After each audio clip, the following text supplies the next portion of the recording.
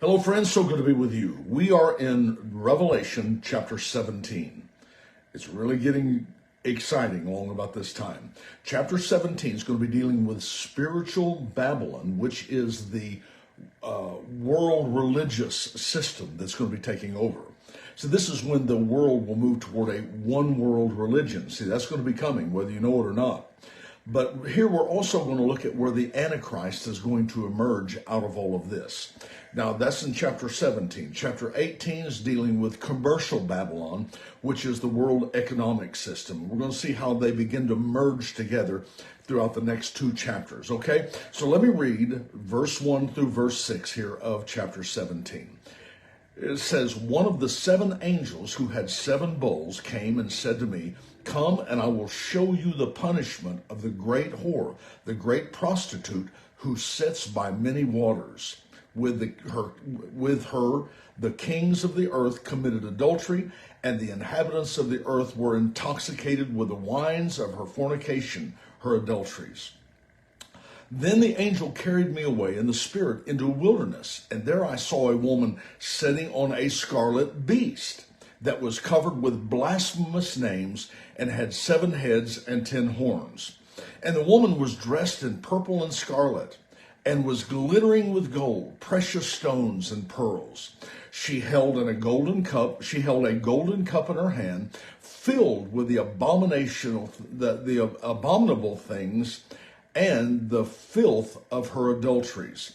And the name written on her forehead was a mystery: Babylon the Great, the mother of whores, the mother of prostitutes, and the abominations of the earth."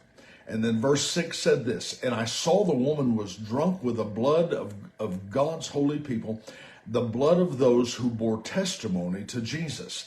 And when I saw her, I was greatly astonished."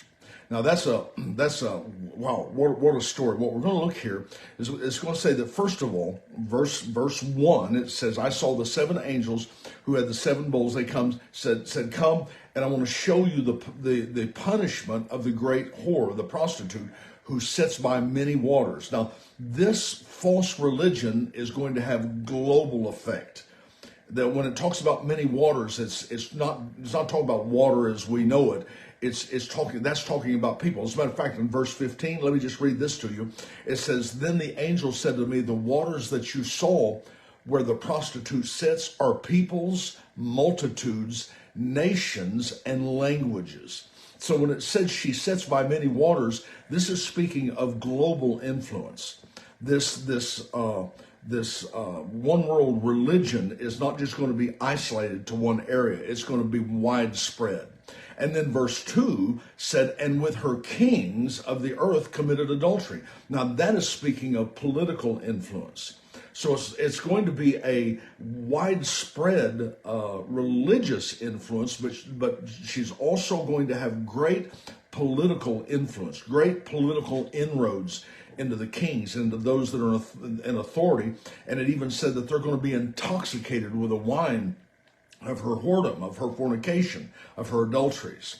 And then verse 3 said, "And the angel carried me away in the spirit in the wilderness, and I saw a woman sitting on a scarlet beast." Now, what that means is that she rode into prominence with the Antichrist. Okay? And verse 4 said the woman was dressed in purple, scarlet. She was glittering with gold, precious stones, and pearls. I think really what we can look at here is that the world religion is also going to be associated with wealth and with royalty. So there's going to be great influence that you're going to see in that time, that the one world religion is going to literally impact a lot. It's going to have influence over nations. It's going to have political influence. It's going to have influence in kings and leaders and presidents and people like that. And so it says here in verse 6, it said, "And I saw the woman was drunk with the blood of God's holy people, the blood of those who bore the testimony of Jesus." Now see, what that's saying is that this religion is going to be promoted through violence against believers. That shouldn't be so strange with you today. I mean, how many religions today are there that kill Christians or that vow to kill Christians? simply because they're Christians. We see that today, but that's going to come to a peak during that time. And it said that this woman is drunk on the blood of God's holy people, the blood of those who bore the testimony of Jesus. And it says, and when I saw her, I was greatly astonished. So John is he's just looking kind of with astonishment as to, wow, this is something else. This is a big deal. Now, let me jump real quickly just to read 3 verses out of the next chapter, out of chapter 18, okay?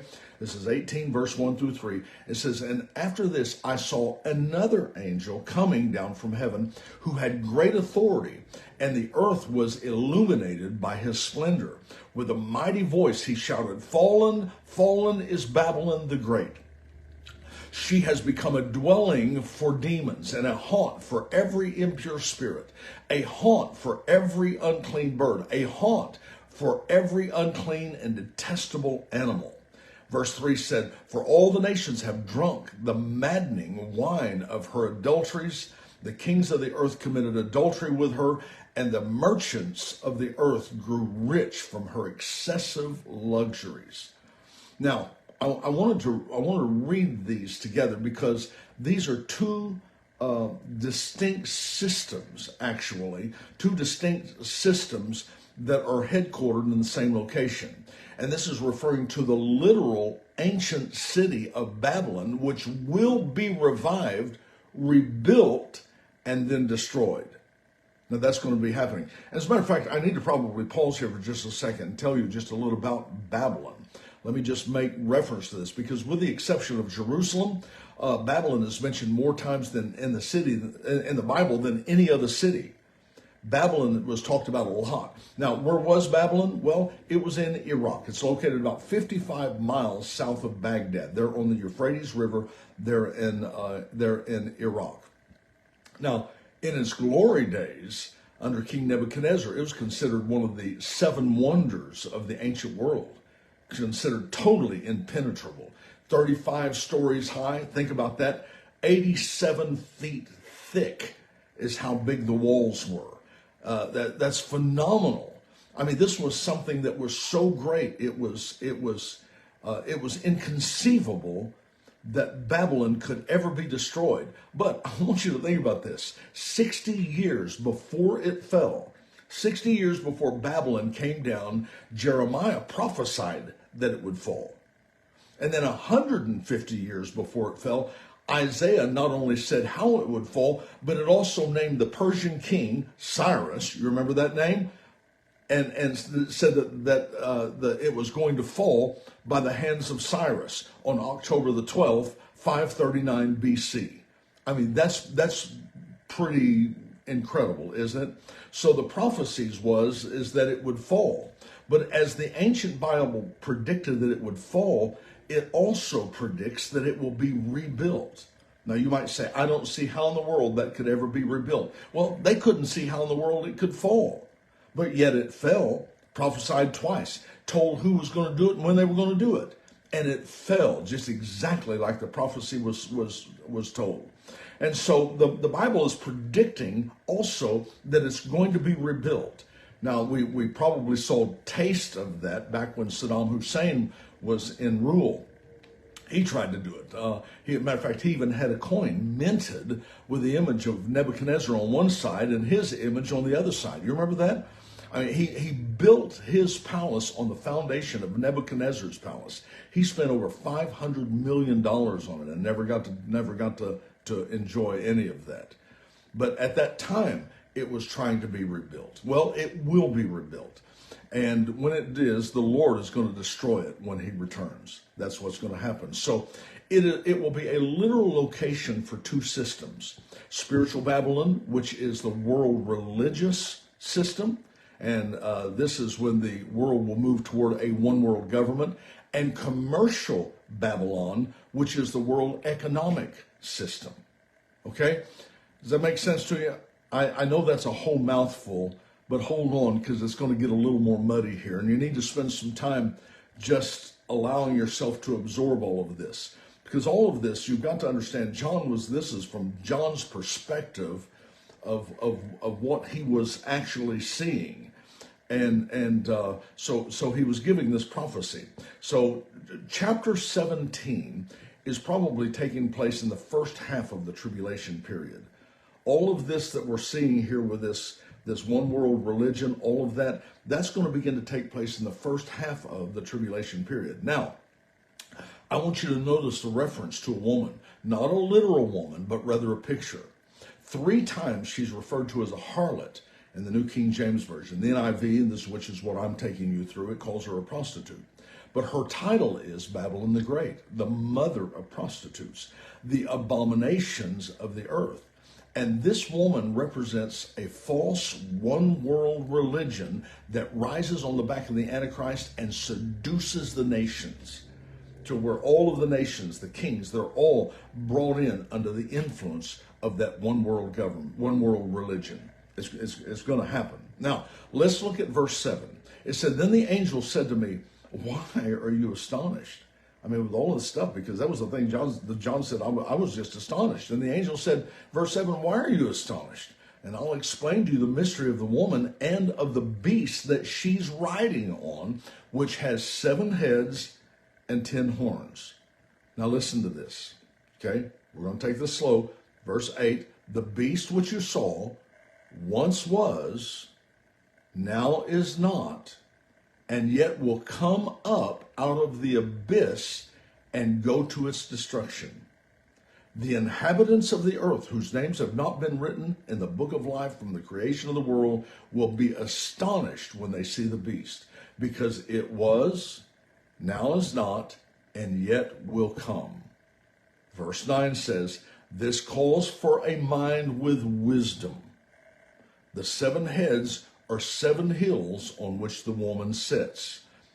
They are," verse 10, "they are also 7 kings." Now see, this is associated with the political system. These are 7 kings, this political system.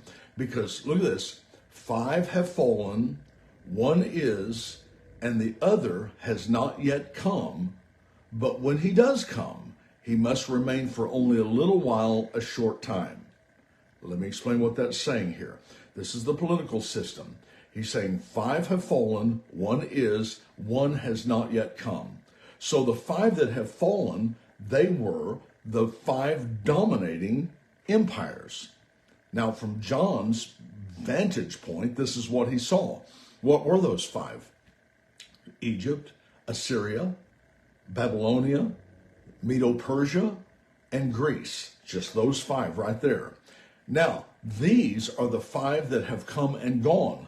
The one that is, which one is that? The Roman Empire. Because when John was writing that, they're the one that is. But the other has not yet come. Now see, this is where we're going to be getting into the last days there. The other has not yet come. He is the 7th world dominating empire. And it tells us in verse 11 that the Antichrist was of the 7, and he becomes the 8th. In other words, the Antichrist of those 7 world of that dominating power that is there, is going to rise the Antichrist, and the Antichrist will become the 8th. So what it means is that there's a confederation of nations that's going to form the 7th, which is in the future. And the Antichrist is going to be part of that. He's going to come out of that, and he himself will be a world dictator. Now, verse 11 said, "The beast who once was and now is not is the 8th king. He belongs to the 7th and is going to his destruction."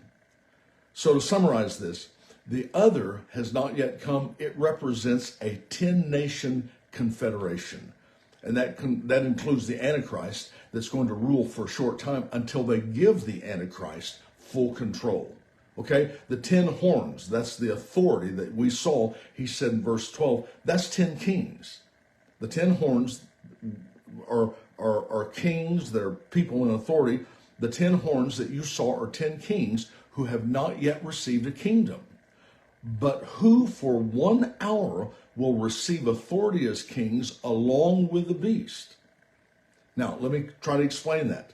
The globe's going to be divided into 10 regions. I'm not exactly sure how that's going to break out, but it shows it's going to be 10 regions. And you can see how certain countries can come together. That's not an impossibility. A lot of countries have come together under the same currency. We see that in Europe.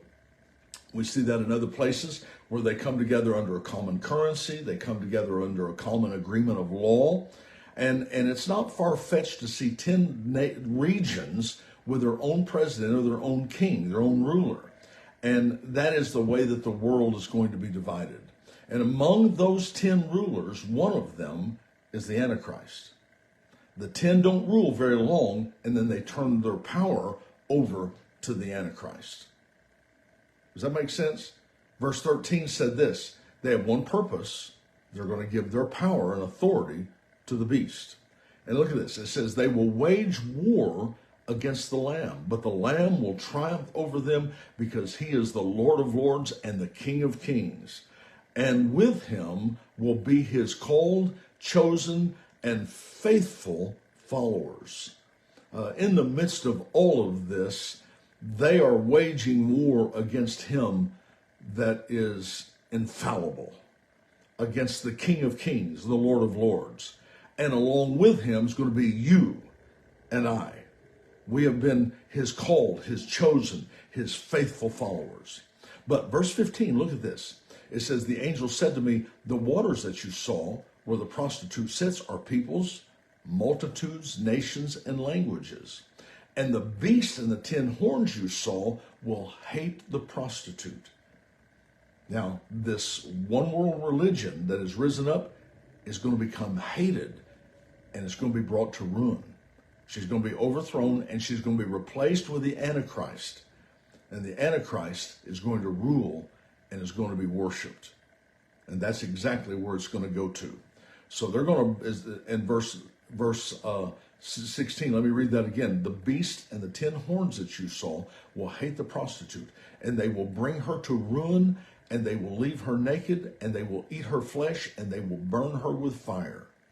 Verse 17, and God has put it into their hearts to accomplish his purpose by agreeing to hand over to the beast their royal authority until God's words are fulfilled. And the woman that you saw is that great city that rules over the kings of the earth, which will be Babylon. So I want you to see that God's will is going to be done in this situation. God is going to bring things to pass according to his will.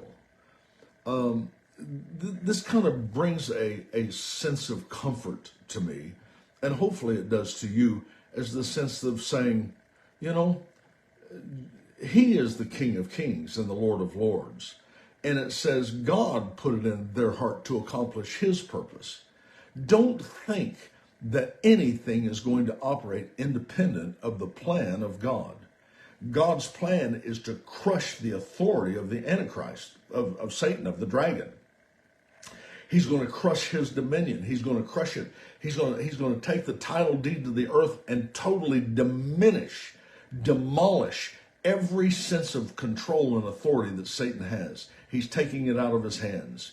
And so God's pulling the strings for all of these things, and God's going to raise this one up. The Bible says promotion doesn't come to the east, the west, the south. It's God that sets up one and puts down another. Don't you doubt it for a moment. Satan is not in control of this thing.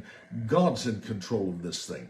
And he's going to take it from the hand of Satan, and he's going to bring that right into the hands of the Lord Jesus Christ, whereby you and I are going to be walking in dominion and authority and power, and it's going to be a powerful thing. So Jesus is in control of this thing. Don't you think that he's not. And I just love this. Verse 17, I think that's something we have to really take to heart.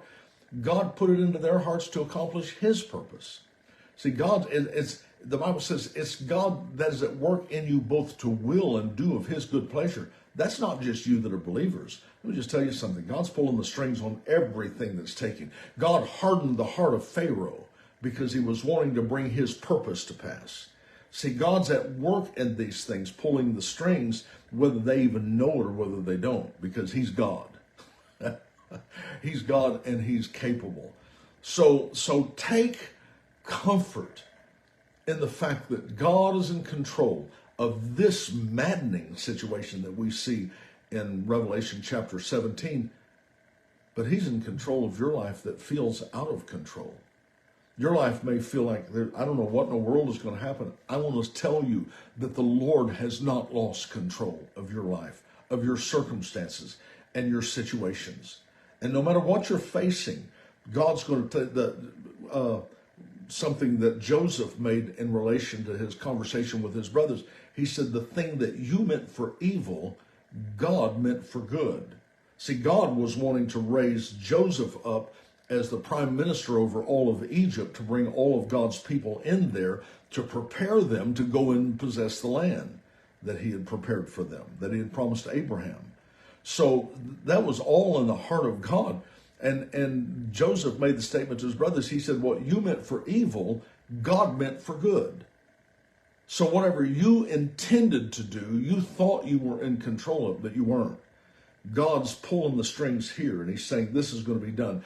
And even when somebody gets together and plans something against you, God shows up at their meeting and turns that to your good. So it's important that we see as this thing is beginning to unfold here in chapter 17 concerning the one world religious system that is going to come up, and how that's going to be overthrown by the Antichrist.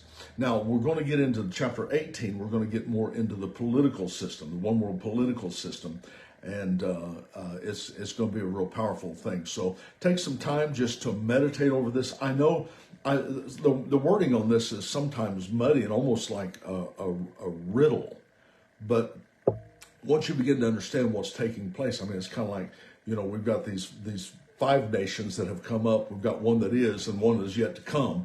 And a lot of times we just didn't understand the riddle part of it, but that is a fact, but God's in control. Okay. All right. Well, listen, thank you so much for joining me today. I hope this at least sparks interest in you.